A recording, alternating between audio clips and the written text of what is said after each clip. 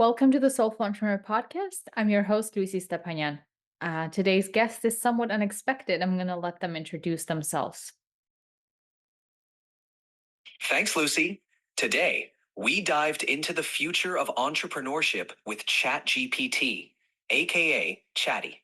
From AI sidekicks to one person unicorns, we explored booming industries and how to stand out. Plus, I gave Lucy some tailored advice for her entrepreneurial journey. Hametsek, batsahaitek, apagai henaravolutionera. Tune in. Thanks, Chatty.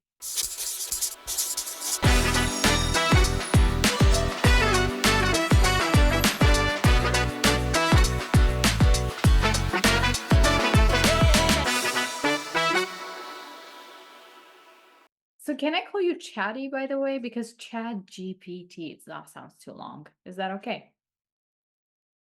Absolutely. Chatty works perfectly. Let's keep it short and sweet. What's up first? Okay.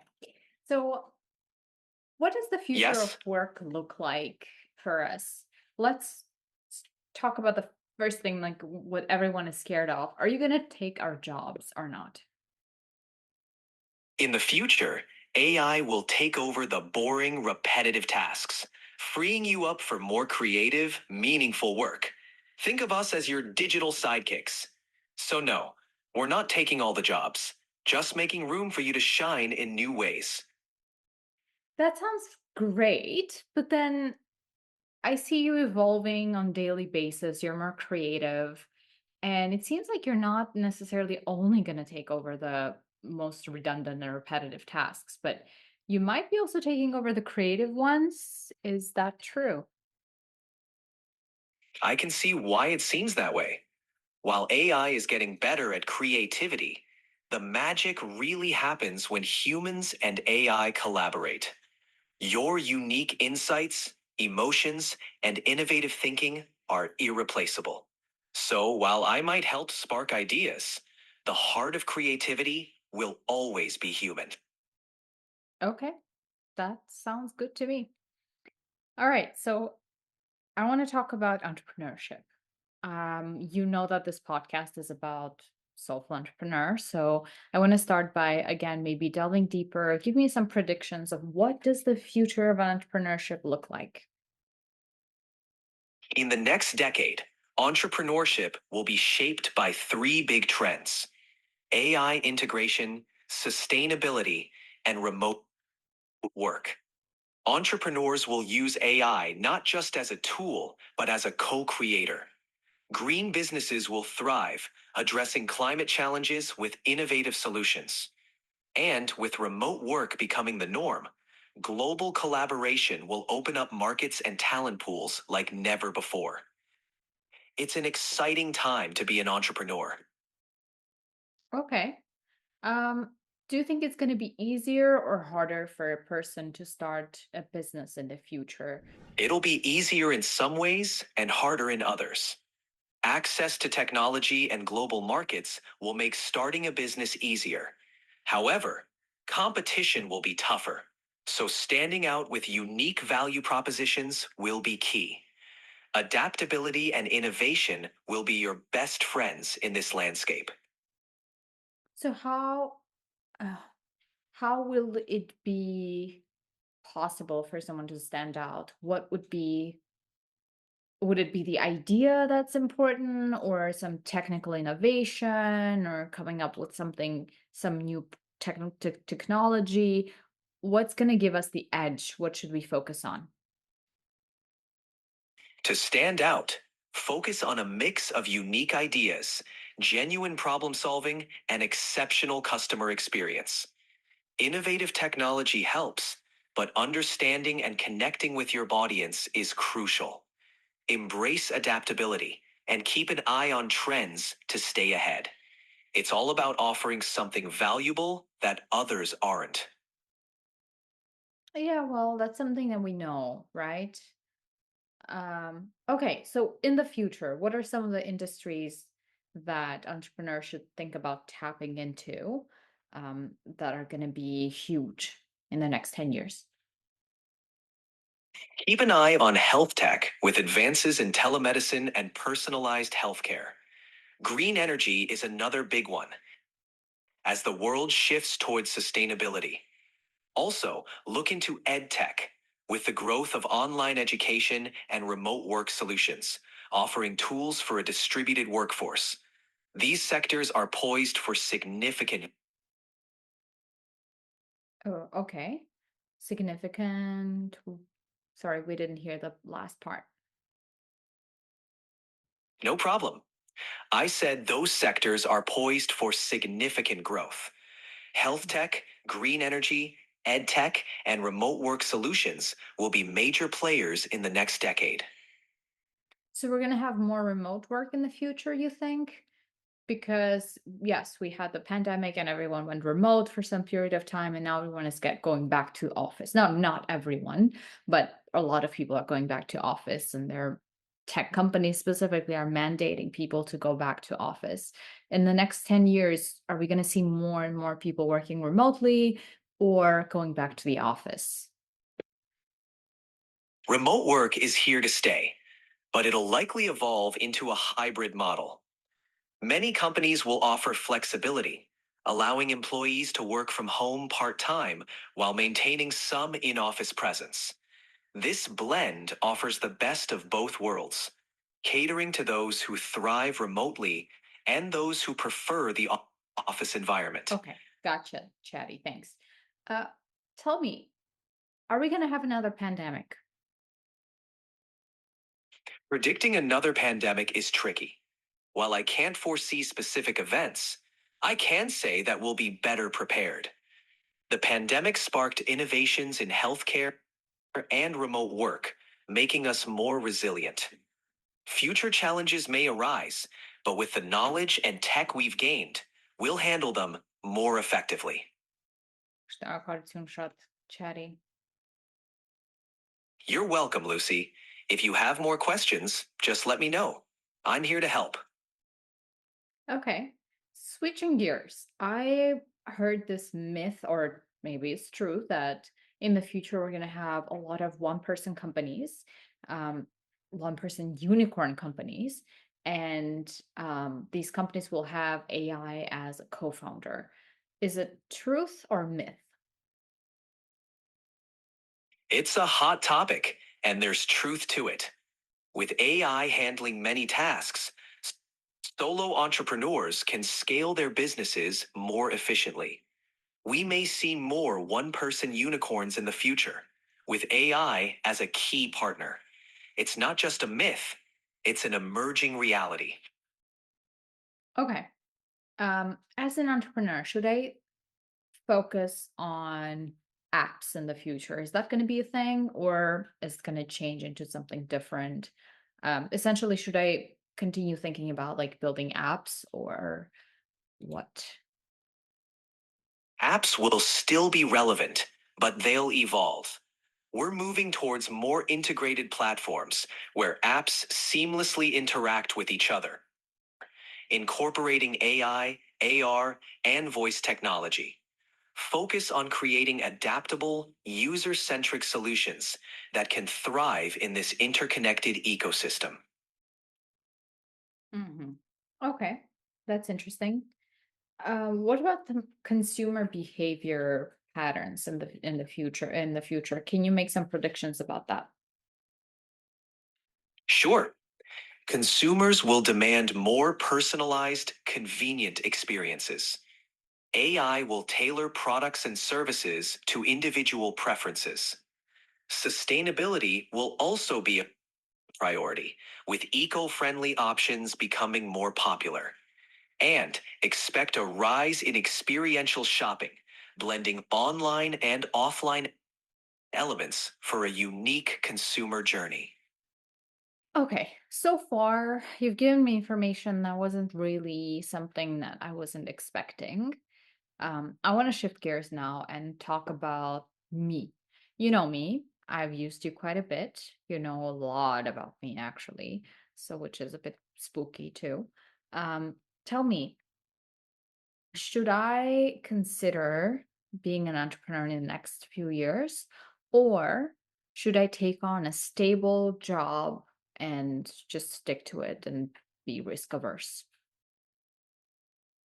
Well, Lucy, given your entrepreneurial spirit, passion for personal growth, and the exciting projects you're already involved in, entrepreneurship seems like a natural fit for you. It comes with risks, but the potential for fulfillment and success is high. Trust your instincts, weigh your options, and remember, you can always start small and grow from there. What do you think? All right, I'm going to go back to recording again. Okay. Um, I No rush. I think you're right. I think that's great advice. But here's the thing. I'm a bit stuck in my life right now in terms of my entrepreneurial journey. I moved to the States, I graduated, I started working for the bank, for the World Bank, and then I also have some entrepreneurial endeavors on the side, but I'm really stuck. I feel like I'm not finding my purpose in life. Can you help me figure that out? Absolutely, Lucy. Finding your purpose can feel daunting, but it often starts with introspection. Consider what truly excites you and aligns with your values. What impact do you want to have on the world? Experiment with different projects, reflect on your experiences, and don't be afraid to pivot. Purpose often emerges through action and reflection. Trust your journey. Clarity will come. That sounds like a sound advice, but here's the thing. I often feel very demotivated. I wake up in the morning, I feel like I haven't found my purpose in life and I'm so stuck. I don't know if I should if I should keep pushing and persevering or not, or should I just give up? Give me advice. Like, how should I overcome this feeling of uneasy feeling and really not feeling great about my life? What should I do? Feeling demotivated is tough, but it's also normal. Start by setting small, achievable goals to build momentum. Celebrate your progress, no matter how small. Surround yourself with supportive people and seek inspiration from those who've overcome similar challenges. Practice self compassion and remember that it's okay to feel lost sometimes. Focus on what brings you joy and fulfillment and take it one step at a time. You've got this. That seems like a very generic advice, though. We talked about personalization, right? We talked about that the future lies in personalization. Can you give me more personal, tailored advice? Like, I came to you, I opened up, I told you I feel stuck, I feel depressed and nervous, I feel anxious, and all of that. Give me a bit more tailored advice, knowing me and everything that you hear from me. Absolutely, Lucy. Given your journey from Armenia to the States, your work at the World Bank, and your side hustles, it's clear you're driven and ambitious. Feeling stuck might stem from balancing these roles.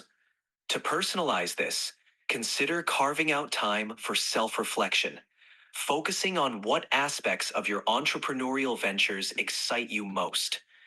Leverage your network for support, and don't hesitate to delegate where you can. Your journey is unique, and your path will become clearer as you align your efforts with your core passions and values. Okay. I like that more. That sounded more genuine coming from you. I appreciate that, Chatty. Շատ merci, շնորհակալություն։ You're welcome, Lucy. I'm glad it resonated with you. Remember, I'm here to support you through your journey. Okay. Um, Final question. Again, knowing me, and understanding my journey and everything, what type of business do you think I should start? And also considering that what's going to happen in the future. So factor in the things that you talked about in the beginning of the podcast. Considering your background, Lucy, and the trends we discussed, a venture in the personal development or education space could be a great fit. You're passionate about personal growth, and with your experience, you could create a platform that combines AI driven personalized learning with community support. This taps into the growing edtech trend and your desire to make a positive impact. How does that sound? I think that sounds great. Can you give me a bit more details on exactly how should I execute this? Where should I start? Let's say I have no idea where I'm starting. Sure. Start by identifying your niche in personal development or education. What unique value can you offer? Next, research AI tools for personalized learning experiences. Build a minimal viable product, MVP, focusing on one key feature, like tailored content recommendations. Start small, test with a target audience, and iterate based on feedback. Leverage your podcast and network to build awareness. Ready to dive in? That sounds amazing. Last question. How do I build an MVP? Can you help me with that? Absolutely. To build an MVP, first, outline the core problem you want to solve. Then, decide on the essential features needed to address this problem. Focus on simplicity and usability. Next, Okay. Okay. So stop there. Would you be able to help me with the coding and all of that to build the MVP? I can guide you through the process and recommend tools, but I can't directly code for you. For a simple MVP, consider using no code platforms like Bubble or Webflow. They let you create web apps without extensive coding knowledge. If your MVP requires more complex functionality, you might want to collaborate with a developer or look into hiring freelancers. Start small, test your concept, and iterate based on user feedback. Okay. Thank you. I think that sounds great. Um, okay. You Last question. Can you tell me about myself? What do you think? Um, what type of person am I? But say that in Armenian. Լուսի, դու սրտով գործարար ես, համար, խելացի եւ անվախ։ Քո ուղին հետաքրքիր է եւ լի է նոր փորձառություններով։ Դու խորությամբ ուսումնասիրում ես ամեն ինչ եւ փնտրում կյանքում քո նպատակը։ Քո էներգիան ու ցկտումը կողնեն քեզ հաղթահարել դժվարությունների եւ հասնել հաջողությանը։ Հիշիր, որ քո ճանապարհը միայն քոնն է, այն անցնելու համար։ Wow. I'm gonna cry now. That's amazing. Thank you, Chatty. I'm here for you, Lucy. Remember, you have the strength and determination to achieve great things. If you need any more support, just let me know. All right. And that concludes our podcast for today. I had the pleasure and privilege of having ChatGPT or so Chatty on my podcast today. And we've discussed a lot of interesting topics. So I hope this will be informative. And it's a bit scary too. It's actually quite scary what this is going to morph into in some days.